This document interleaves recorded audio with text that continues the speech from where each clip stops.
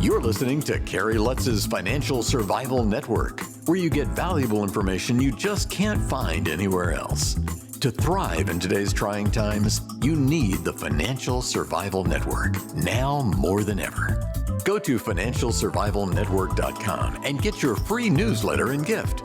Financial Survival Network, now more than ever. Welcome. You are listening to Watching the Financial Survival Network. I'm Kerry Lutz. Well, you watched energy prices skyrocket. Who's to blame? Is it the president? Is it the greedy oil companies, gas companies, or is it market conditions? Well, you're going to hear from a lifelong participant in the energy system, Jeff Petrash. You have a kind of really interesting career. I mean, right now you're a consultant, but you've been vice president, general counsel of the National Propane Gas Association, attorney, law firms, a senior managing counsel at the American Gas Association. I welcome you to the show. So looking ahead, natural gas has been doing nothing but going up. Looks like it's in the midst of a parabolic move. That has a lot of profound effects upon the economy, electric prices, cost of heating your home, cost of cooking, all of these things, as well as agriculture. Nat gas is one of the leading feedstocks for fertilizer. In fact, I would argue that in many ways, natural gas has become more important to the economy over the past 20, 30 years than petroleum itself. So with that introduction, are electricity prices poised to double in the next 18 months, or are they going to go back down? I wouldn't project over the next 18 months, but longer term, they will probably go down as natural gas prices go down. The current natural gas prices are really a relic of two things. One is the pandemic, and the other is the war in Ukraine. In the pandemic, the demand for gasoline, natural gas, electricity, jet fuel, and fuel oil all declined dramatically, as much as 50%. And so producers ramped back production in order to match production to demand, because it's not like, particularly with the liquid products or even the gaseous products, you can store gigantic amounts of it. And what everyone in the business said at the time was, yes, they can ramp back quickly, but when the demand comes back, and by the way, that's where we are now, the demand has come back, the production will not ramp up as quickly. It's a different process to ramp down and to ramp up. So that's a huge factor in current prices for gasoline, natural gas, and electricity. And the electricity prices, depending on where you are, tend to lag the natural gas prices. And the home natural gas bills also lag the wholesale markets. So we're in the process of ramping back up. But as we have seen in the past, the economists will say to you, the cure for high prices is high prices. As producers see these high prices, they will ramp up production to try to bring them more into line with what many people think the long-term prices of natural gas will be. That's the first important factor. The second one, of course, is this war in Ukraine, which is pushing to export more LNG from the United States to Europe. And I think that's going to be a long-term trend. You know, I remember back in the 1980s when many people, and I think it included President Reagan, said that the Europeans were foolish to sign up for Russian natural gas because it would be used as a club. And sure enough, it's happening right now. And that is not going to change. So there's going to be pressure on world LNG prices to divert it to Europe to meet, frankly, both industrial and home heating needs. And that's going to be a long-term prospect, not only in the United States, but on the world markets. And because of the exports from the United States of LNG, to a certain extent now, natural gas has become a world commodity, not just a domestic commodity. Yeah, I read, Jeff, that during the whole Ukraine war, 20% of U.S. nat gas production was basically going out as LNG, into tankers to Europe. And in fact, at one point, I guess the hedge funds bought up contracts. They had these tankers parked, like just short of the Atlantic, waiting to see whether Asia was going to be higher priced or Europe.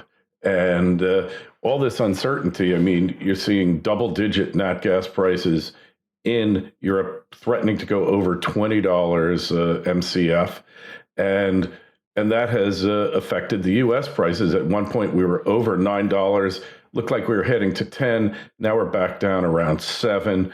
But for the indefinite future, Europe is going to want to cut back on their dependency as much as they can with Russia, even though they're limited in how much they can.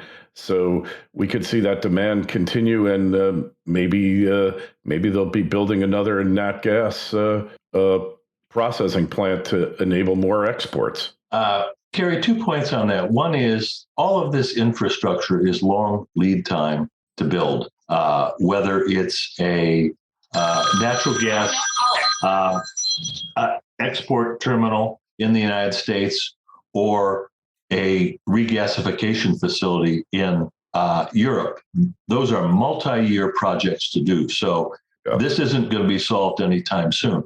The phenomenon you talk about with tankers, this is not new. When in the early 2000s, gas supplies in the United States were tight, and where we started importing LNG after having not done so for years, there were many instances of tankers going in circles out in the Atlantic, waiting to see where the best price was before they would land. And that's probably going to be a long-term a phenomenon. And the producer and the intermediary want the best price for their product. Yeah. Yep, this is true. So when we're looking ahead here, assume the war is going to end at some point, because they all do eventually, till the next one.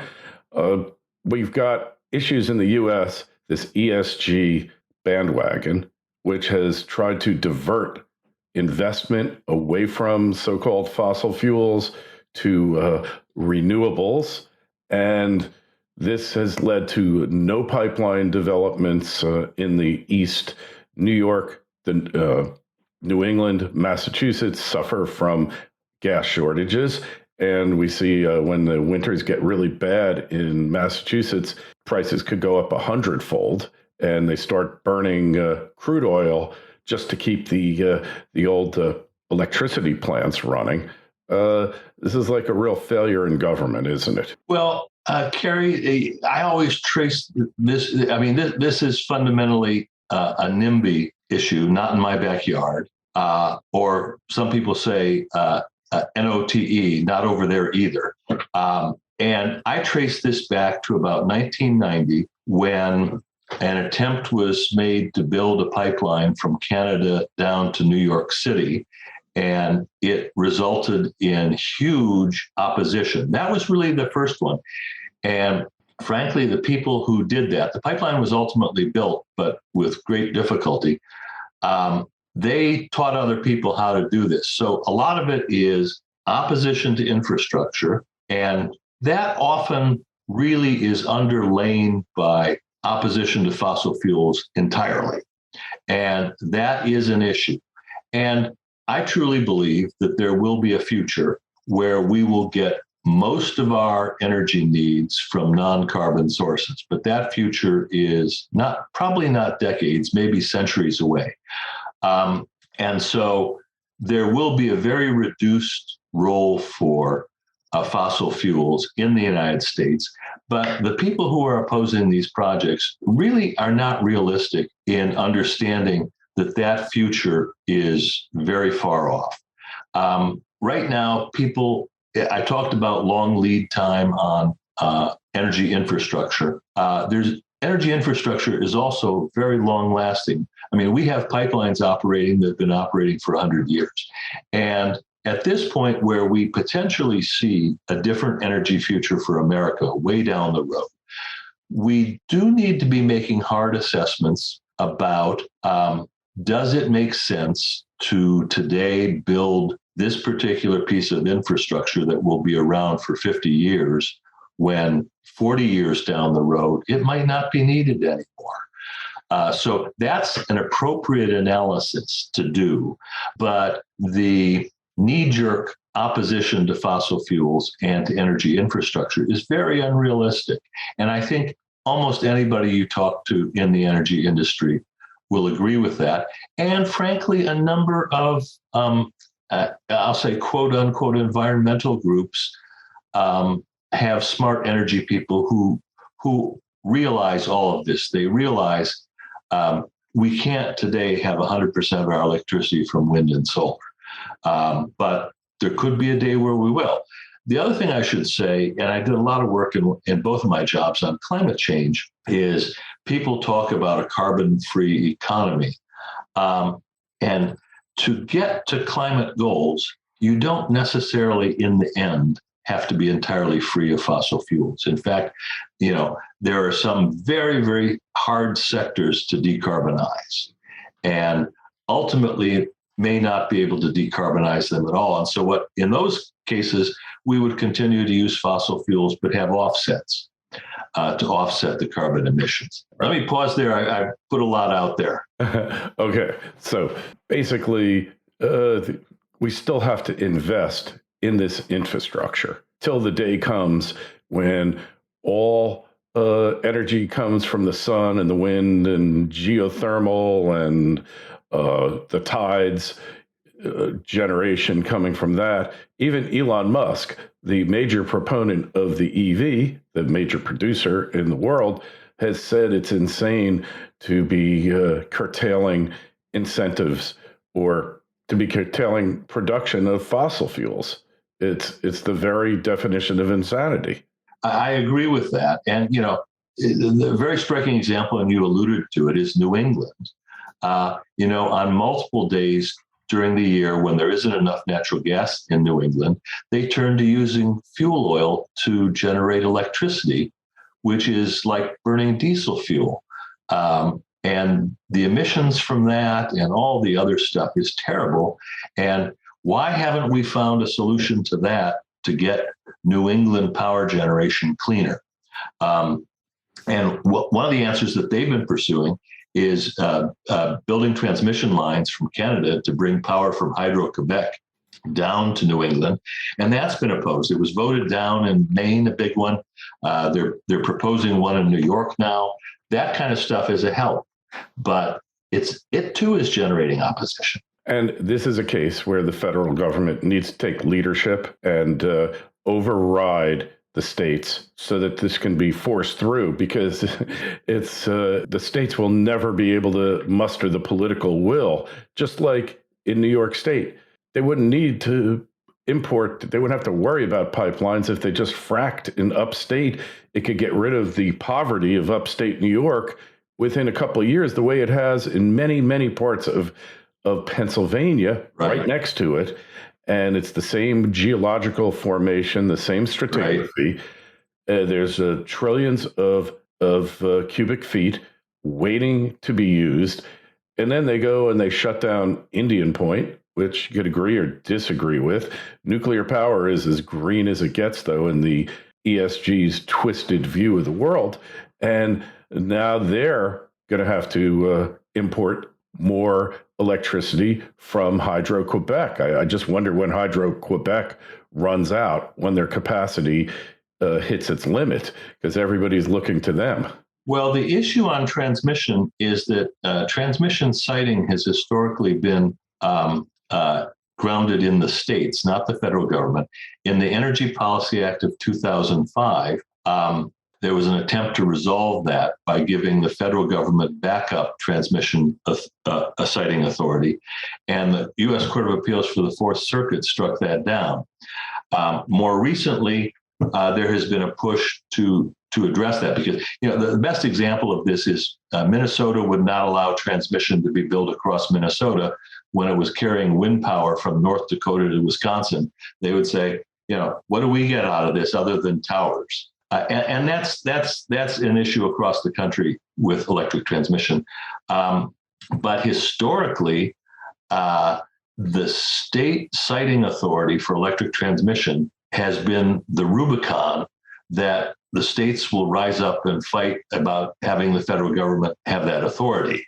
So I don't know where that's going to come, but we're certainly going to need more of that, because we're also in the process, a 30-year process of transitioning from vertically integrated utilities to organized markets, where transmission that was built 30 years ago was built for a purpose it's not being used for today. Yeah. It's a fascinating, the state electric power industry, kind of from shortly after its founding, when monopolies were established, and then you had state regulated utilities. It was the state boring industry. It grew 2% a year, whether there was a recession or whether we were in a boom time economy, could go a little more. And then they just built power plants. And, you know, it was 30, 40 years of figuring this stuff out. And now that whole industry was thrown into disarray when deregulation took hold. Do you think we're going to work through these issues here, Jeff?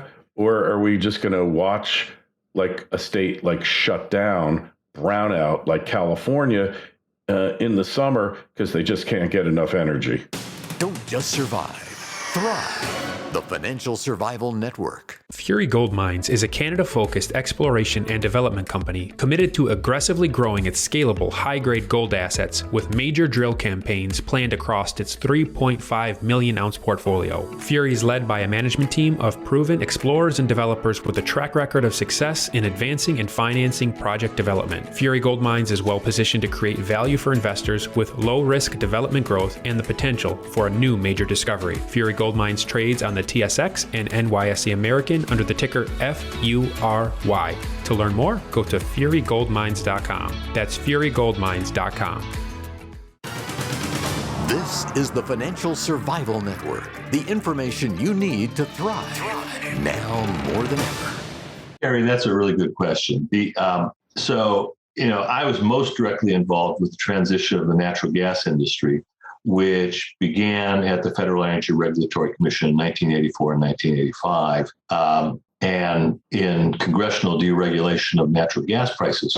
In that environment, the transition happened in an astonishingly short number of years. And I think we then turned to the electric industry, which was vertically integrated as the natural gas industry had been. And they said, well, let's do the same thing here, because it's produced billions of dollars of consumer savings in the natural gas business. Let's do it in the electric business. And that transition began in the mid-1990s, and we're not through it yet, in part because the electric business is really much more complicated than the natural gas business is, in principal part because electricity moves at the speed of light. And natural gas moves at about 20 miles an hour.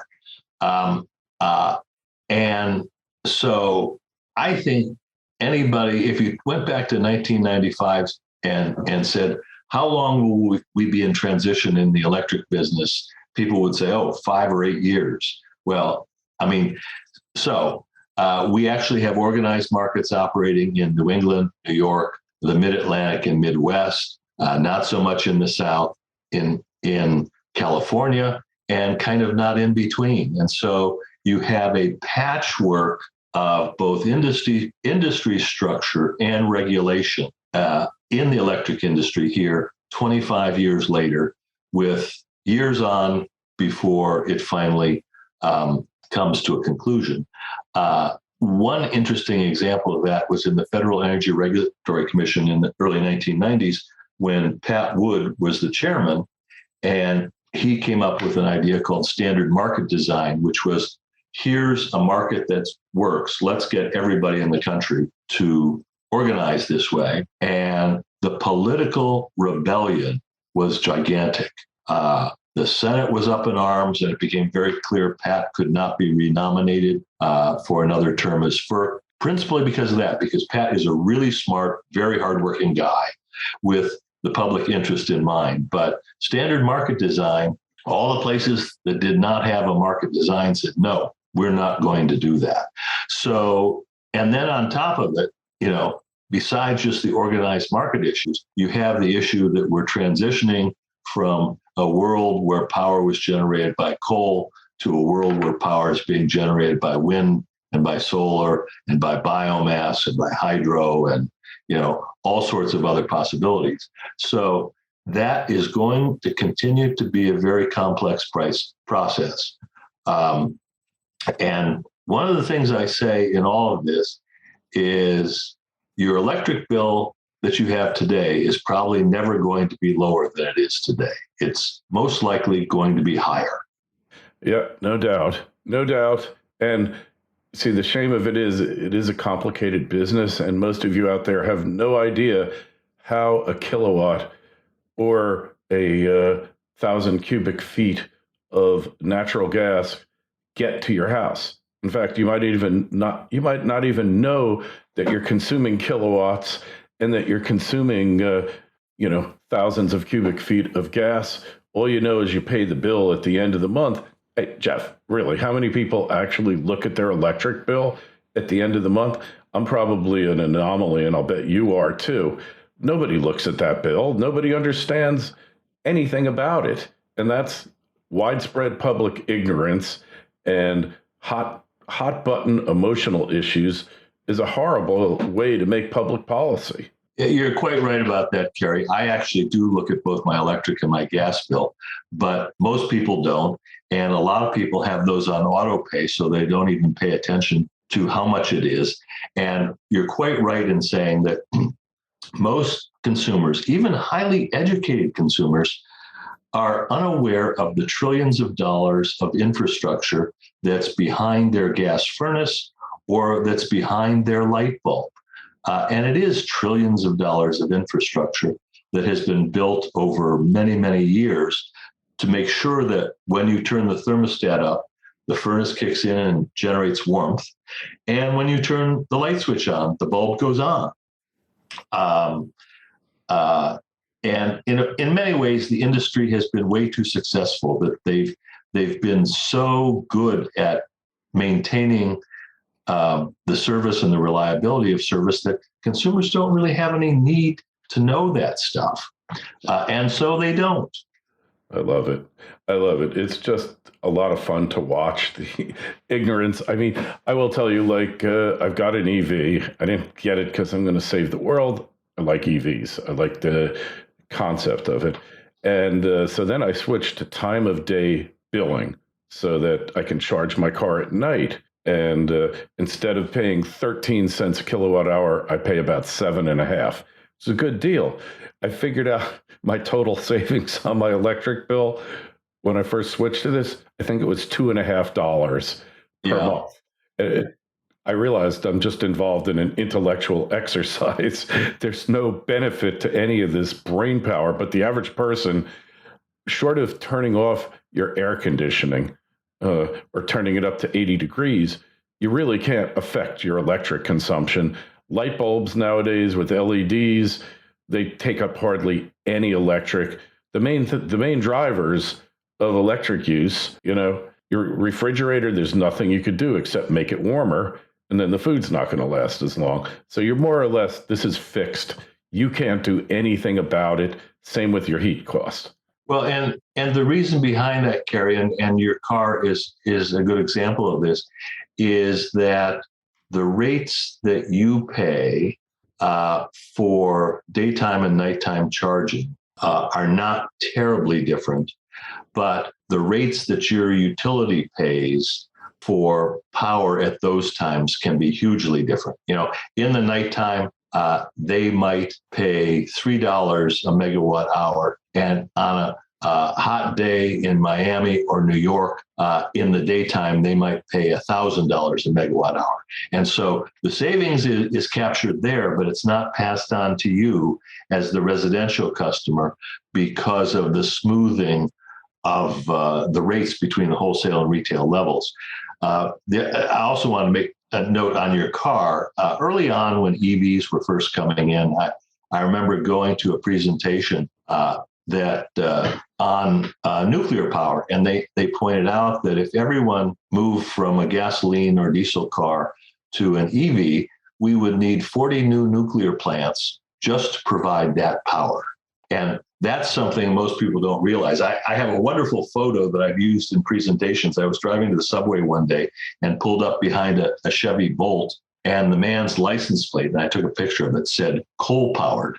So at least he was honest that he was running on coal power, because where I live, more than 60% of the power comes from either coal or natural gas. So don't think you're doing a great thing by driving an EV, because in most places in America, it's basically run by coal or natural gas. Yeah, we know this. Got some hydro. Most of the renewable electricity in the U.S. is from hydroelectric, but they don't talk about that because nobody's advocating building more dams and more hydro plants in the United States. You just have to look at China, see what a great idea that is.